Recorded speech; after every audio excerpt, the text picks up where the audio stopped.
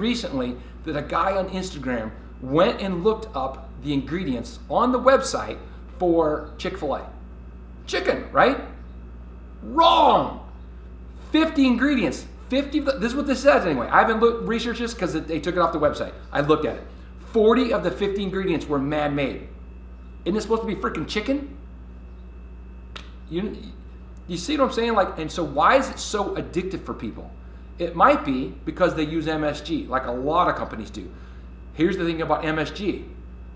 Back in the day, probably 15 years ago, when I did a lot of research on MSG, I haven't done it lately, could be different now, probably even worse, is that you could hide it in 39 different products. In other words, it could say vegetable protein, could say hydrolyzed vegetable protein, could be texturized vegetable protein, could be all these different words, artificial flavors, natural flavors, artificial colors, natural colors, like all these different words. You could hide MSG in there, and guess what they don't have to put? They don't have to tell you there's MSG in it. The only way you know something doesn't have MSG if it says it has no MSG, which means whether it got there directly or indirectly, there is no MSG in that product, and because then they'd be lying. Otherwise, they don't have to say that, and they don't have to tell you that they have MSG in there because it's not by law. What's MSG? MSG is a nerve toxin or nerve stimulator. So it stands for monosodium glutamate. What we used to think was it's only in Chinese food, but what we found out was somewhere in the 80s and 90s we started putting it in the foods because it excites your taste buds. There's research back in the day that I don't remember if this is 80s or 90s, that they took a potato, plain potato. They put MSG on one potato and the other potato was plain.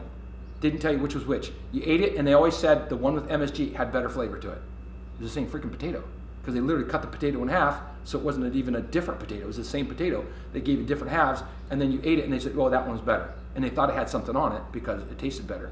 It's only because it excites your taste buds, so any little bit of flavor that you have on there actually enhances it and makes it taste even better than it is.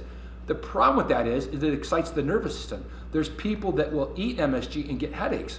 But worse than that is that people that eat MSG and then they don't have headaches, but they end up with other problems later on.